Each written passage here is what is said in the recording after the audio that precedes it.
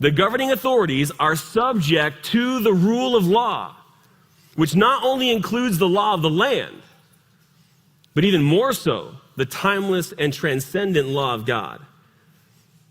And this is evident from two examples in Paul's life, the very author of this portion of Scripture. In Philippi, Paul and Silas had been publicly beaten and jailed without a trial. And when the chief magistrates ordered their release, Paul said, quote, "They have beaten us in public without trial, men who are Romans, and have thrown us into prison.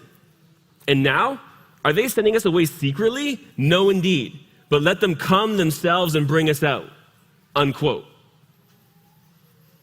So Paul held the chief magistrates accountable to Roman law. They had violated Roman law. In fact, Acts 16:39 says, "And they came and appealed to them." That is, the chief magistrates, they were afraid when they found out that Paul and Silas were Romans, and they came and appealed to them, and when they had brought them out, they kept begging them to leave the city.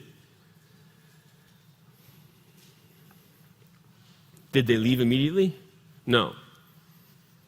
Paul first went and saw Lydia, encouraged the brethren, and then he left.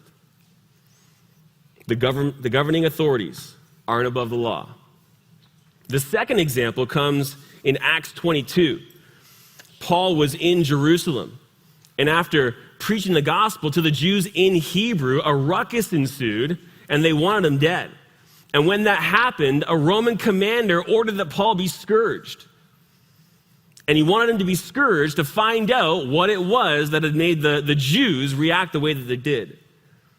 And as Paul was being stretched out with thongs, he said to the centurion, quote, "Is it lawful for you to scourge a man who is a Roman and uncondemned?" Unquote.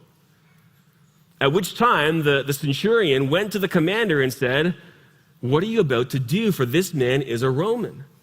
And when the commander had confirmed it, Paul was immediately released, and the commander was afraid. He had violated Roman law. He's not above the law. He's subject to the law and subject to the rule of law.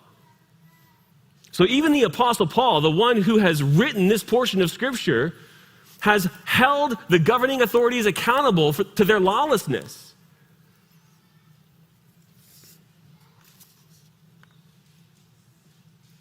And so even the governing authorities are subject to the rule of law.